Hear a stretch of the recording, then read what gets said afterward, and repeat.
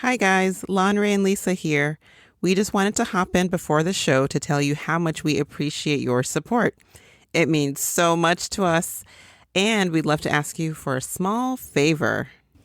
If you could subscribe to our show, rate us, and write a written review on Apple Podcasts or wherever you get your pods, we would be forever grateful.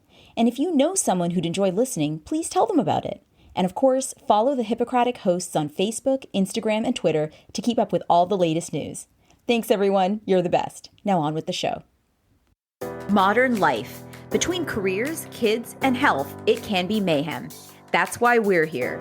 I'm Dr. Lisa Varghese-Kroll. And I'm Dr. Lonray Falusi. We're physicians, moms, and longtime friends who break it all down for you. Wondering how to juggle all the balls and still stay sane? Looking for advice but don't want to be overwhelmed? Curious about how to make the most out of life for your family but enjoy it at the same time? You're in the right place. Welcome to Health and Home with the Hippocratic hosts.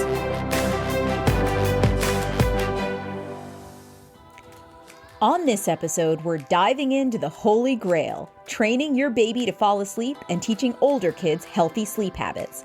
Also, what's the latest on sleep safety for infants, and how can you know if your child has a medical problem affecting her sleep? And we share a simple hack of the week to help keep your toddler in bed using just duct tape, but it's not what you're thinking. Hey Lisa, how's it going? Oh, it's going. Some weeks feel like nothing has changed, and some weeks feel like the world has turned upside down for like the 1800th time. It's Right. we can't decide if everything is at a standstill or if it's all just changing so quickly. Right? No kidding. And it's like, and one of the biggest changes that we're seeing people experience right now is having a baby in the middle of all of this. God bless them. I know. Right? And trying to juggle, the baby's sleep with all the other responsibilities. And so I'm so glad we're doing this episode. And we hope, it'll be helpful to all of you who are parenting in a pandemic or have friends or family who are. Absolutely. So let's jump into it and start with the basics. So how much sleep do kids really need? Well, the truth is that it varies based on age. The recommendations say that infants under 12 months need the most sleep, 12 to 16 hours of sleep a day. For kids 1 to 2 years of age, it's 11 to 14 hours of sleep a day. 3 to 5 years of age, it's 10 to 13 hours of sleep a day. And kids 6 to 12 years old need about 9 to 12 hours of sleep a day. And, we sometimes think that teenagers may not need much sleep, but they actually need 8 to 10 hours of sleep a day, which is more than the 7 to 8 hours recommended for adults. So now, if you have a newborn or toddler, we've been there. We know what you're thinking. 12, 16, even 11 hours of sleep would be amazing, but is totally not happening. But just remember that this number is over a 24-hour period, so it includes those daytime naps that may be happening at home or in daycare. Yeah. Those naps where you're like, oh, the baby slept for 2.5 hours. So glorious. I got to do one thing, which was like go to the bathroom. Amazing. Exactly. Somehow that 2.5 hours lasted 10 minutes Right. and it was over. And, and just like with adults, a lot happens while kids are asleep. So a lot of growth happens during sleep. What a child learns during the day gets stored in their brains while they sleep. And the immune system needs sleep, to stay effective, which of course is so crucial right now as we continue to battle the COVID-19 pandemic and with flu season emerging. By the way, this is your friendly reminder to ensure everyone in your family from 6 months old and older gets their flu shot. Especially this year, right? I mean, the last thing you want is for you or your family members to catch the flu and then be out of commission for a week while also still being at risk for catching COVID on top of that. Truth. Right? So get your flu shot as soon as you can. It's never too late in the season, but definitely the earlier, the better. Absolutely. So, what happens if a child or teen doesn't get enough sleep? Well, you've probably seen some of this, either in your own children or children around you. Kids can become more irritable. They have difficulty concentrating. They get lower grades, especially if they're falling asleep in class. And sleep deprivation can also lead to headaches, anxiety, and depression, which I think is easy sometimes to overlook, and even hypertension in children. And in teenagers, there's a pretty strong association between sleep deprivation and obesity, since sleep helps to regulate stress hormones and other hormones that direct our appetite and metabolism. Yeah. So, and there are some sleep disorders that can affect kids and teens and make it more likely for them to experience those health problems that Lisa just mentioned. But before we get there, we did want to spend some time talking about babies and sleep. So sleep is one of the major topics in the checkups that I see in those first few months of life, probably second only to feeding, actually. Sleep is something that we all crave as new parents. So you're like, how can I get this baby to sleep so that we can all just get some rest? So let's start by reviewing infant sleep safety. So pediatrician groups and public health organizations recommend the ABCs of safe sleep. So A for alone, B for back, C for crib.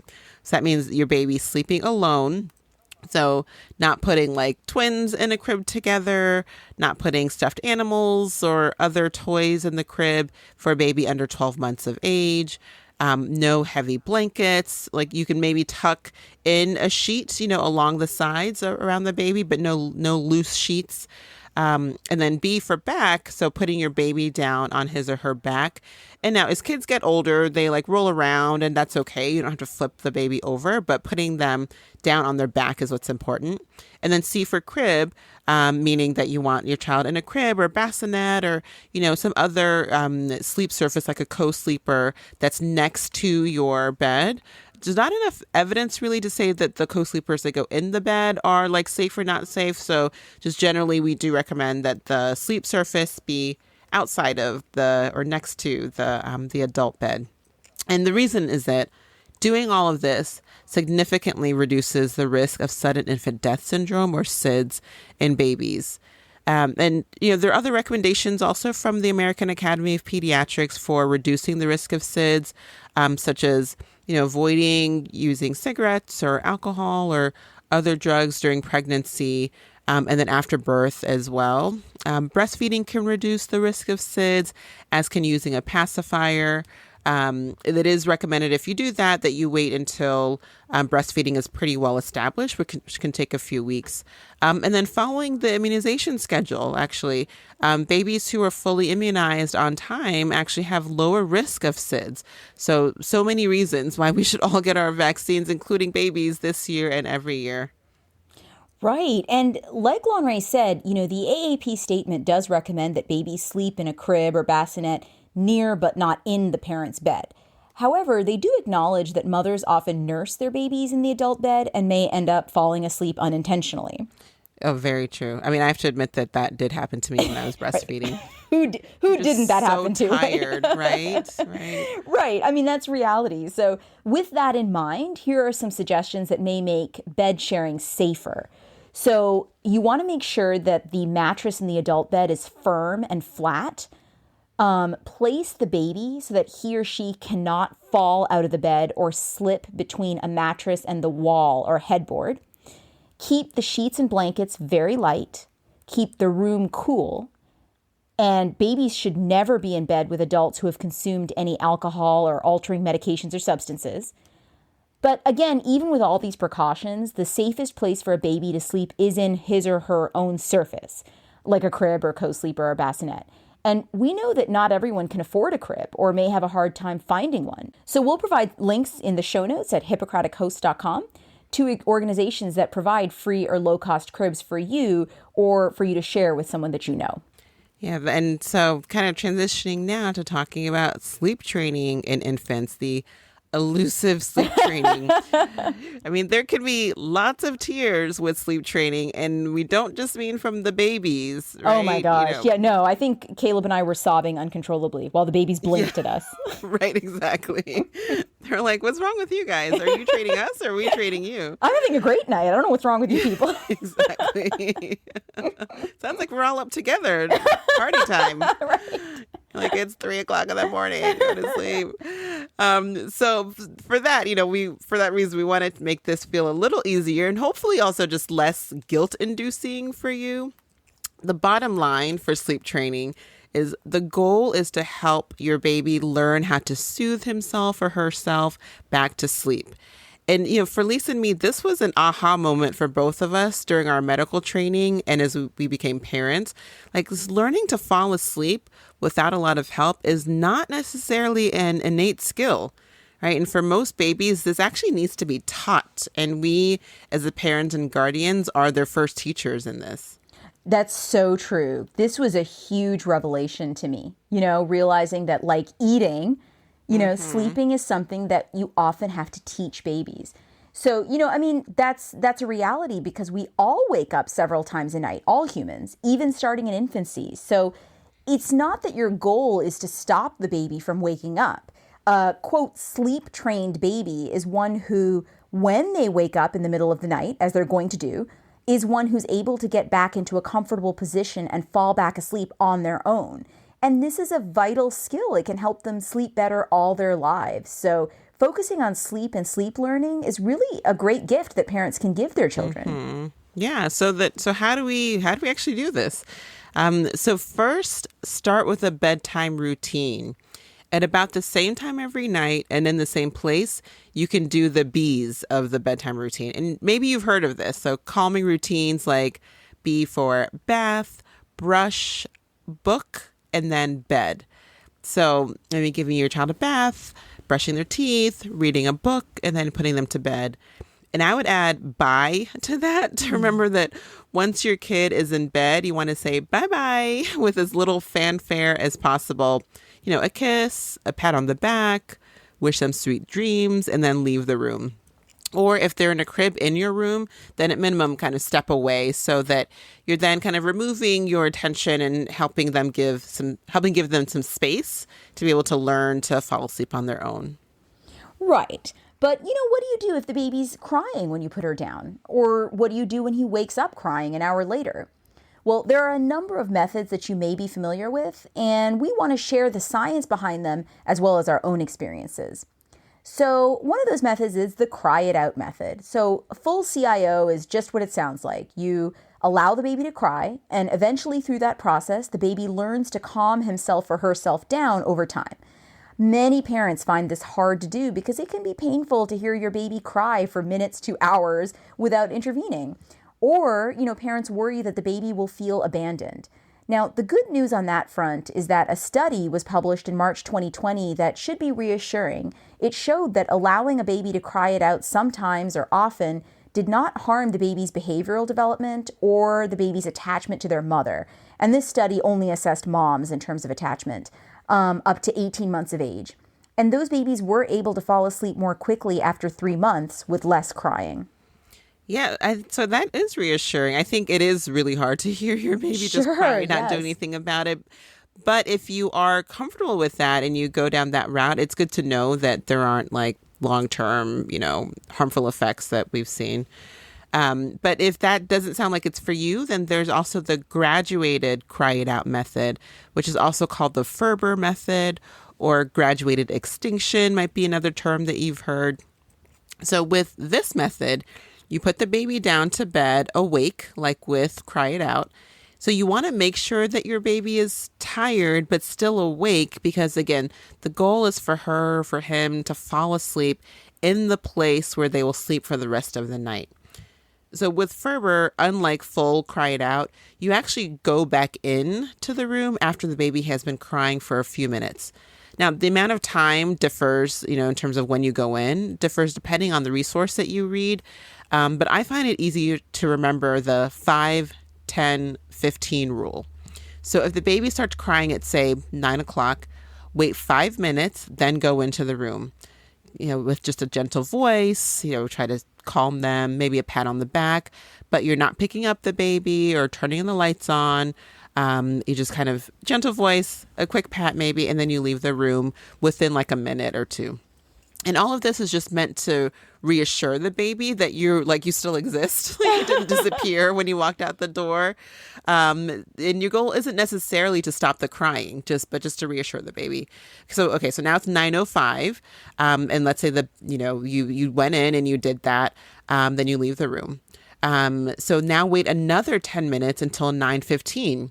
Is the baby still crying? If so, then you go back in.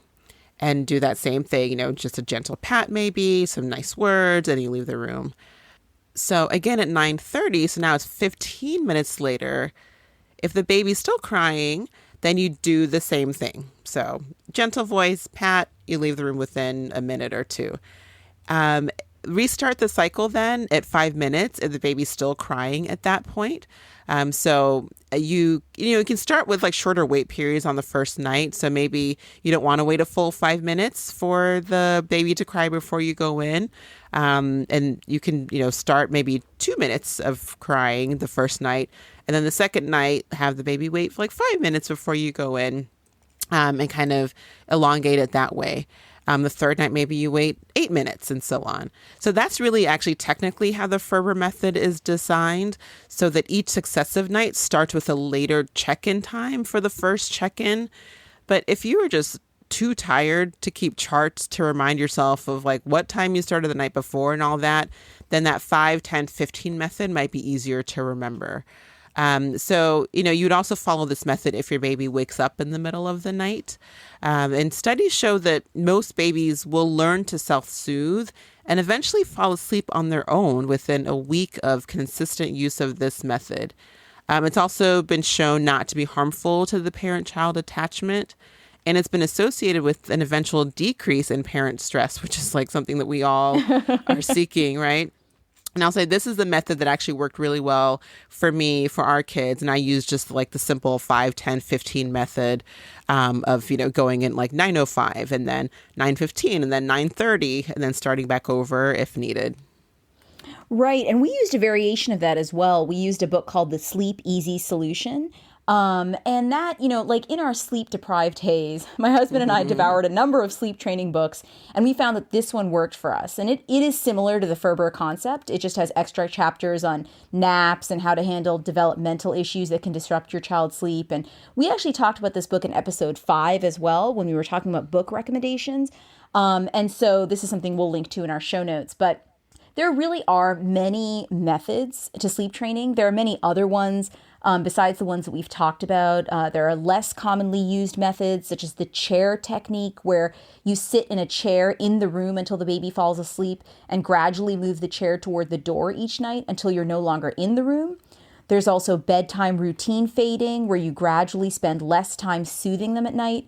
And there's the bedtime hour fading that involves setting bedtime a little earlier each night to help a child, typically a toddler, fall asleep at a reasonable time.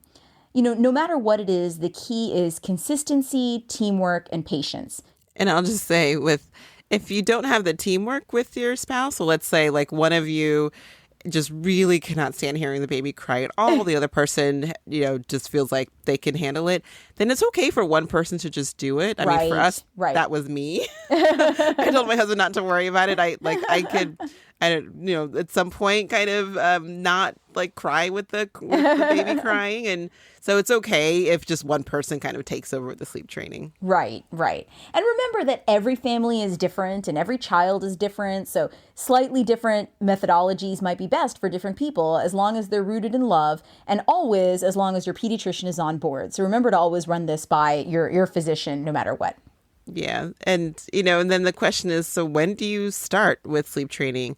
So most experts will say around 4 to 6 months is a good time to start, based on when the majority of babies can go 6 or more hours of sleep without feeding overnight. But it can be helpful to develop some routines around sleeping even earlier to lay that groundwork for establishing a schedule later on. So, for example, when you see that your 2-month-old baby is getting drowsy, you can sing her a lullaby and then put her down to sleep. And then over a period of time, that lullaby becomes their cue for napping. So just kind of a reminder like, okay, it's time to wind down and start to fall asleep, and maybe even on my own eventually. Right, exactly. And, there are lots of opinions about sleep training choices. No one method works for everyone, like we were saying. So choose what's best for you, but be consistent for at least a week or two before deciding that it didn't work. Because the most important thing is that the consistent bedtime routine serves as cues to the baby that it's time to wind down and fall asleep. And we'll link to resources for each of these methods on our website at hippocratichost.com. And there's some additional tools that you can try to help calm an infant when it's nap time or nighttime. And you can use these with a sleep training method too, of course. So one, using a pacifier. And again, as we mentioned earlier, if you're breastfeeding, you may want to wait and not use the pacifier immediately until you've been breastfeeding for a few weeks or feel like it's pretty well established. And that's because your babies have just a natural need to suck. So that's why you sometimes see them sucking on their thumb or sucking on fingers. So pacifier is another way to do that. Or you can use a swaddle or a sleep sack. I was never really good at swaddling, like that adorable burrito that babies get like swaddled into. I just had like a kid with an arm sticking out or something. So if you're not if not super coordinated, you can also get a sleep sack, which zips up so the arms kind of are hanging out, but the baby stays like warm and feels like they're swaddled. But do stop swaddling, like the actual traditional swaddling with a blanket, when the baby can roll over, because that becomes a suffocation risk. And then also just make sure that their hips are loose if you're using a sleep sack. Another thing you can try is using a white noise machine. Sometimes that like just soothing sound is great for babies and helps them fall asleep. Some babies may want like pure silence, and of course that's fine as well. But if you wanted to try something that kind of provides that, sort of like maybe the sounds that they heard in the womb, that sort of like muffled sounds, I think is a thought, then you can always try a white noise machine. Another idea is getting shades for the room where the baby sleeps. So room darkening shades. So these, you sort of pull close so that the room is really dark. And here's a quick travel tip. So for whenever we're able to travel again, whenever that's going to be, instead of buying like really expensive travel blackout shades, just bring a couple of black trash bags with you and some binder clips, and you can use that to darken up the room wherever you're staying. And then finally, some people like to use motion like a swing or a sling or a stroller for young babies before they're old enough for sleep training, and to use that kind of rocking motion to help the baby fall asleep. So, but if you do use any of these to help a baby like to fall asleep, make sure you take the baby out as soon as they are asleep and transfer the baby onto a flat sleep surface. And that's just because of the risk of, neck compression or suffocation if they're in a swing or other surface that's more upright. So after all this, you sleep train a baby, and then they're definitely forever good for life, right? Oh, don't we wish? So we also have some good tips for toddlers through teenagers to help them get and keep a healthy sleep routine if they didn't become good sleepers as babies or are going through a stage of more challenges with sleep. Yeah, and that's really common too with like changes in schedules, or if there's a newer baby in the house, your child's sleep can get disrupted. So our first tip is to set a regular bedtime for everyone each night and really try your best to stick to it. It's just like with infants, this might involve establishing a relaxing bedtime routine like a bath or reading your child a story, but having the same thing that you do at about the same time every night is really important. And after 1 year of age, let your child pick an item to have in bed with them, like a doll, a blanket, a stuffed animal, or another soft object. And then also, don't have a TV in your child's bedroom. As you might remember from episode 15 on adult sleep, any screen, so a TV or a phone or tablet or computer, emits blue light, which can disrupt your melatonin and tell the brain to stay awake. So this is for adults and for kids. So, if your child has like homework to finish before bedtime and must be done on a device, then definitely check out that episode for ways to reduce that blue light at nighttime. But at least to not have sort of like the TV that's always in the child's room is important. And avoid giving children anything with caffeine within 6 hours of bedtime, and limit the amount of caffeine that children consume overall. Now, I'm not sure how many parents are running around giving their toddlers venti-sized frappuccinos, but it's good to know that there are hidden sources of caffeine elsewhere. Places like soda, including orange soda and cream soda, chocolate. Listen, if you don't give your kids chocolate, there's less for them and more for you. Sounds good to me. Right? And some brands of flavored water, especially if they are marketed as energy water. Yeah, so in a sense, sleep training is something that we do throughout our lifetimes. And starting these habits early, especially having that regular bedtime and regular routine, really sets up our kids for healthy sleep habits and restful nights as they grow up. And they'll probably really thankful for that when they're adults and can, get a good night's sleep without a whole lot of help or fuss. Right. So, just like adults, kids can develop sleep disorders as well. And we'll provide links to more information on these conditions on our website in our show notes at hippocratichost.com. So, snoring, sleep apnea, restless leg syndrome, insomnia, all of these were discussed back in episode 15, and we encourage you to listen to that episode. But the bottom line is that for kids, similarly to adults, if you suspect that your child has any of these conditions, talk with your child's doctor.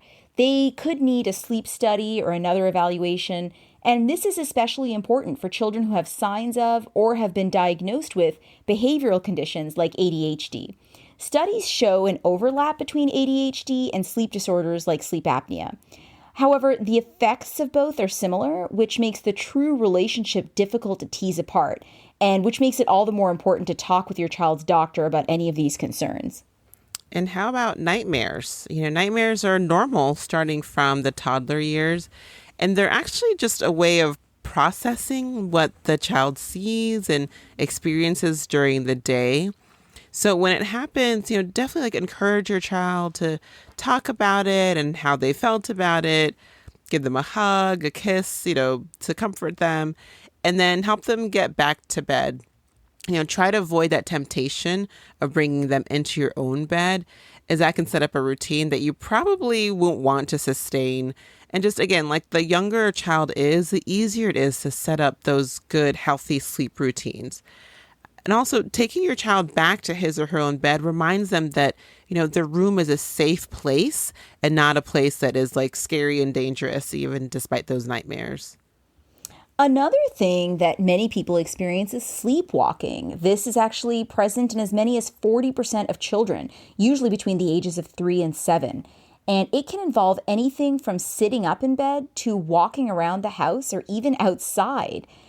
Even though their eyes are open during these episodes, they don't realize what they're doing and they aren't processing what they see and hear as they normally would when awake. So if your child routinely walks in his or her sleep, consider safety gates, especially at the top of stairs, making sure that windows and doors are locked, and just gently helping them back into bed.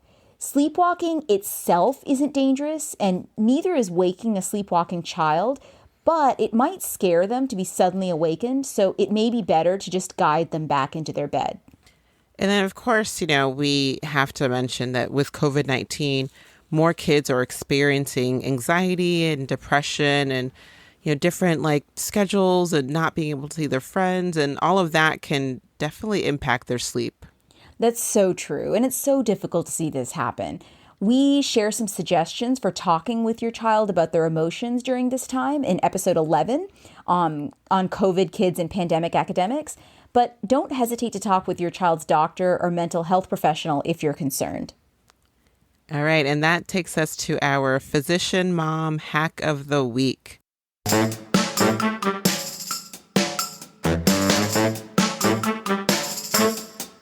So we've all been there. Your toddler wakes up at 3 a.m., comes to your room and says he's ready for breakfast or she wants to play. So we have a tip on how to teach your child when it's time to stay in bed versus when it's okay to get out of bed using duct tape. So no, we're not suggesting that you duct tape your kiddo to the bed. But instead of buying a fancy, expensive kids clock for your child, get any old digital clock and just cover the minutes with paper or duct tape so that all they see is one number, just the hour. And then teach your toddler to recognize that number. So let's say it's 7 a.m. and that's the time that you want your child to wake up. When your child sees a 7 on the clock, then it's okay to get out of bed. If that number says 3 or 6 or anything else, then they should stay in bed. And you can use this with other behavioral strategies like a reward system. So they get a special activity or a treat on the weekend if they follow the plan at least 4 days that week, for example. And, try to have a consistent response if the child does get out of bed at an inappropriate time, like gently but immediately guiding them back to their room. And over time, this should help them become more independent about when to get out of bed, and hopefully will help you have a more restful night, which we can all use these days. Amen. So that brings us to the end of this episode. As usual, we're so thankful to all of you for listening. We're grateful for your support, and we would love it if you would follow us on social media. That includes Facebook, Instagram, and Twitter, where we're at Hippocratic Hosts. And please subscribe and review us in Apple Podcasts or wherever you get your pods, and share with a friend.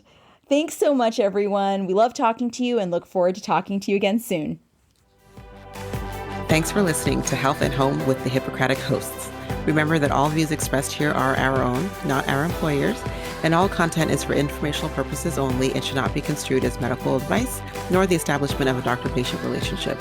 Always consult your own physician or healthcare team for any medical issues.